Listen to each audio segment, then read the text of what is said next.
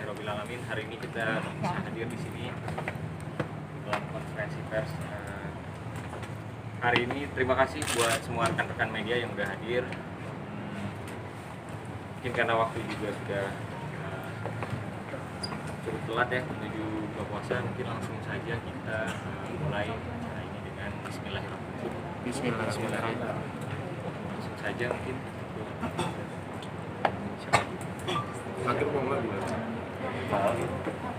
Bismillahirrahmanirrahim. Allahumma sholli ala sayyidina Muhammad wa ala sayyidina Muhammad. Assalamualaikum warahmatullahi wabarakatuh.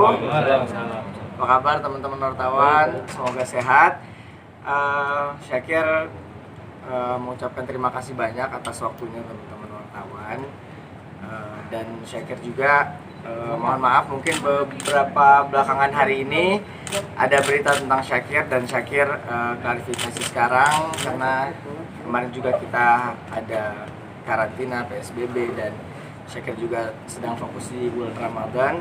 Nah, jadi pemirsa dan teman-teman semuanya mungkin Syakir di sini udah bersama kuasa hukum Syakir, Bang Haris Azhar, dan Syakir serahkan semuanya persoalan hukum kepada Bang Haris Azhar. Jadi insya Allah nanti Bang Haris Azhar yang akan menjelaskan kronologis dan sisi-sisi hukumnya. Jadi saya serahkan kepada Bang Haris Azhar. Terima kasih. Assalamualaikum warahmatullahi wabarakatuh. Terima kasih. Waalaikumsalam. Baik teman-teman, saya lanjut aja ya sama apa yang disampaikan oleh Syakir. Sebelumnya saya diminta oleh Syakir dan juga keluarga kantor hukum saya untuk mendampingi Syakir dalam masalah yang mungkin sudah ramai beberapa hari atau beberapa minggu terakhir ini dengan saudara Sugianto ya. Nah, dan kami memang sengaja tidak muncul reaktif ketika banyak tuduhan terhadap Syakir. Saya anggap itu tuduhan karena itu semua tidak berbasis. Maka sebetulnya setelah kami pelajari, kami mendapat beberapa hal.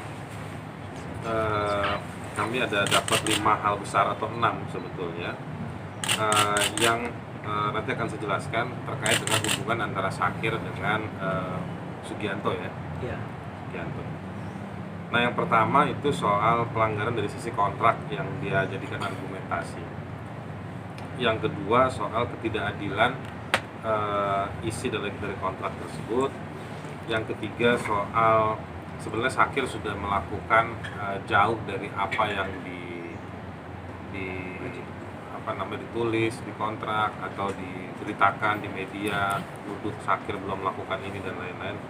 Dia sudah melakukan banyak hal. Lalu juga sebenarnya Syakir dan keluarga punya keberatan sejumlah hal tentang privacy. Ada alamat rumah yang di expose di media dan lain-lain. Saya pikir itu mengganggu privasi. Dan yang kelima soal kerugian.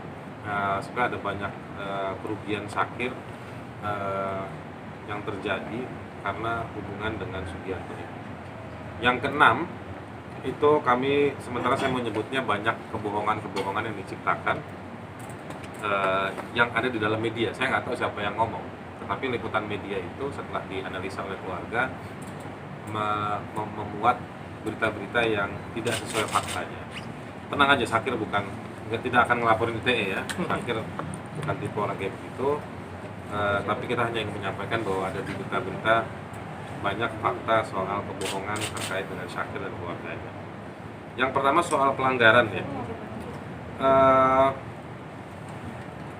Pertama antara judul kontrak dengan isi itu nggak sesuai. Yang kedua bahwa waktu membuat kontrak tersebut, terutama kontrak yang pertama ya, Syakir masih di bawah umur kawan-kawan sekalian. Jadi otomatis kontraknya itu bukan cacat lagi, otomatis batal demi hukum. Jadi kontrak yang pertama ya. Kontrak yang kedua, Syakir baru umur 2 bulan dari kecukupan umur orang dewasa. Dan ketika membuat kontraknya itu tengah malam. Ya, betul ya? Malam hari ya. Dan Syakir tidak ditemani oleh walinya. Jadi kalau ada yang bilang bahwa tadi yang poin kebohongan tuh yang katanya keluarga menemani segala macam, enggak ada. dari keterangan yang tadi. Saya bukan cuma ngomong Mas Sakir, kita juga olah fakta cerita dari keluarga itu enggak. Dan menariknya orang kalau tanda tangan kontrak, setelah ditanda tangan masing-masing pihak itu dapat asli, kopi asli. Nah ini pihak keluarga baru dapat itu pada tanggal 14 Februari kemarin. Kapan berapa? 14 April. 14 April. Ini sekarang tanggal 9 Mei. Ini baru kira-kira 3 minggu yang lalu. Padahal kontraknya sudah sejak 7 Februari 2020. Nah, itu soal sejumlah pelanggaran di dalam kontrak masih banyak, tapi kita mau buka puasa jadi masih banyak. Lalu poin soal ketidakadilan. Dalam hukum itu ada yang dikenal namanya ketidakadilan dalam posisi dan ketidakadilan dalam situasi.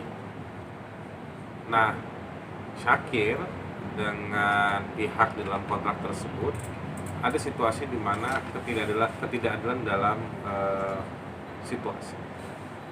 Harus dilihat situasinya waktu itu seperti apa.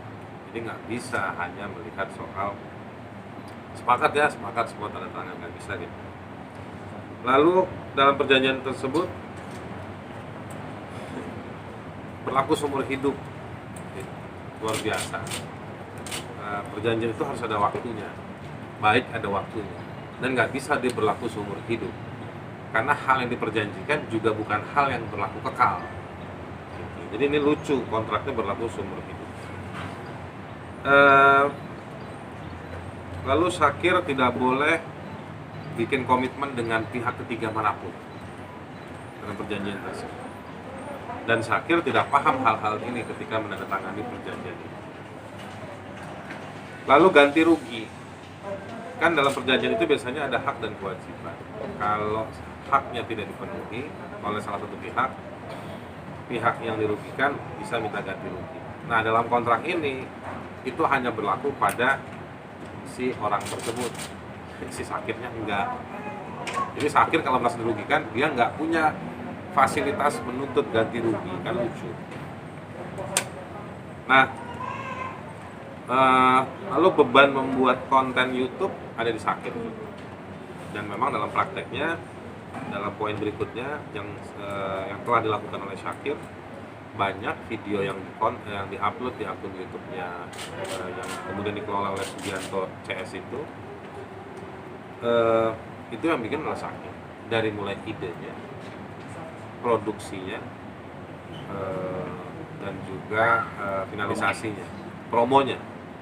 Ada yang idenya pihak sana, tetapi Anda semua bisa lihat di dalam akun YouTube tersebut itu nggak sukses ya, yang produknya mereka ya, kira-kira begitu. Nah, jadi sebetulnya Syakir udah membantu kasih rezeki pihak sana, udah banyak kasih membantu. Branding juga Syakir yang mengerjakan gitu. Nah, pemilihan lagu Syakir yang lakukan sendiri. Lalu soal privacy, pihak Sugianto tidak menggunakan alamat korespondensi yang telah diatur pada pasal 18 perjanjian. Lalu pihak Sugianto juga menyebarkan alamat pribadi ketika press conference beberapa waktu yang lalu ke media-media. Juga menggunakan nama akun YouTube channel Syakir Daulay dengan bebas tanpa perlu memikirkan konsekuensi atau kerugian yang ditanggung oleh Syakir. Jadi per tanggal tertentu itu di kerugian saya akan jelaskan, itu akun YouTube-nya sudah dirubah passwordnya Syakir, jadi sudah tidak bisa akses. Jadi Syakir sudah tidak bisa akses, otomatis dengan password yang lama Syakir nggak bisa lagi masuk ke akun YouTube tersebut. Kerugiannya, royalti dari akun YouTube channel Syakir belum pernah diberikan oleh Sugianto kepada Syakir. Sugianto tidak pernah mengirim laporan penjualan kepada pihak Syakir. Pihak Syakir juga telah mengeluarkan biaya produksi sendiri, tadi yang poin telah prestasi yang sudah dilakukan dari setiap konten yang seharusnya itu menjadi biaya produksinya si Sugianto juga. Syakir Daulay dianggap telah mengklaim karya cipta orang lain dan melakukan kebohongan publik terkait lisensi lagu Aisyah ketika persoalan ini berkembang di publik, tapi tidak ada penjelasan soal tersebut dari pihak Sugianto. Saya mau tanya Mas Syakir, apa tanggal berapa itu yang sudah nggak bisa masuk lagi ke akunnya? Sekitar 10 April. 10 April ya, iya. 10 April. Jadi pas 10 April Syakir sudah tidak bisa lagi mengakses dan dikuasai oleh si Sugianto.